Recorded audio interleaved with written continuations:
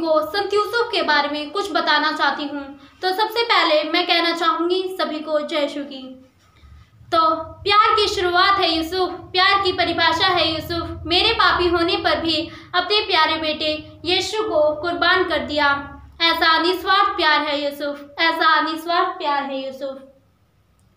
हम बाइबल में पढ़ते हैं कि संत यूसुफ एक धर्मी व्यक्ति थे तथा वे माता मरियम को बदनाम नहीं करना चाहते थे, इसलिए वह चुपके से उसका परित्याग करने की सोच रहे थे।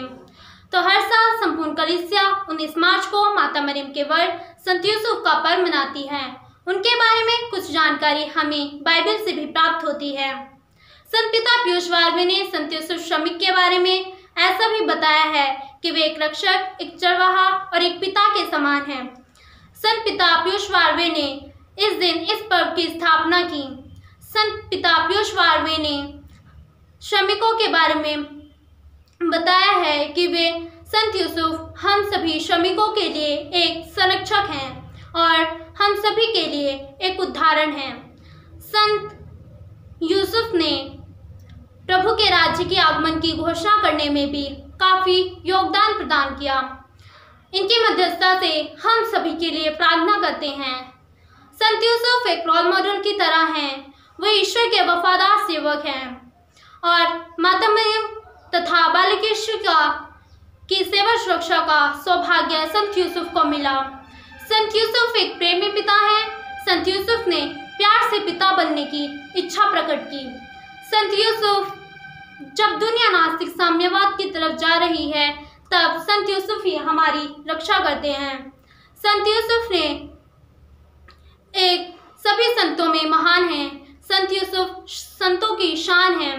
संत यूसुफ पवित्र घराने के पालक पिता भी हैं तथा संत लूकस के अध्याय में हम पढ़ते हैं कि वे एक पालनहार हैं तथा पवित्र घराने के पालक पिता भी हैं। संत यूसुफ ने माता मरियम की सेवा सुरक्षा तथा बालक यीशु की सेवा सुरक्षा का में कष्ट उठाने के कारण उन्होंने जितने भी दुख तकलीफ सहे वे सभी गृहस्थियों का उद्धारक तथा कलीसिया के संरक्षक भी बन गए हैं। संत यूसुफ ने अनेक दुख कठिनाइयों में भी अपने जीवन को शांतिपूर्वक व्यतीत किया तथा वे एक छोटे से नाजरत के गांव में रहते थे। संत यूसुफ एक बड़े थे तथा बालक यीशु उनके कार्यों में उनकी मदद करते थे। संत पिता यूसुफ एक महान थे। संत पिता यूसुफ ने माता मरियम की सेवा सुरक्षा में बहुत कष्ट उठाए, परंतु जीवन के उतार चढ़ाव में तब भी उन्होंने माता मरियम को नहीं छोड़ा।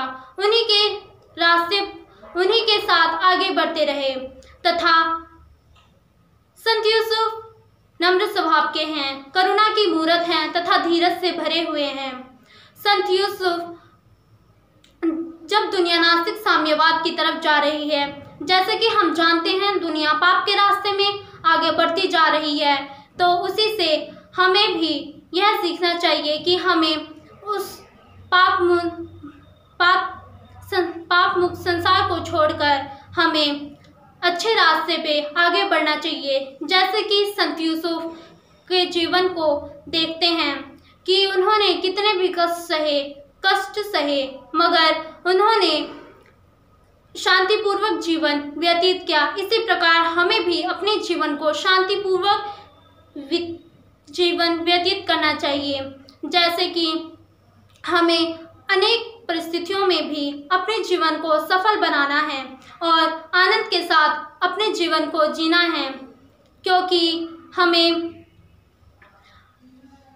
इसी के साथ संत यूसुफ सुगम मृत्यु के मध्यस्थ माने जाते हैं तथा वे एक चरवाहा भी माने जाते हैं। क्योंकि उन्होंने माता मरियम तथा बालक यीशु के साथ कष्ट उठाने के कारण भी उन्होंने यात्रा की। इसी के कारण संत यूसुफ एक चरवाहा माने जाते हैं तथा इसी के साथ मैं अपनी वाणी को विराम देती हूँ। धन्यवाद।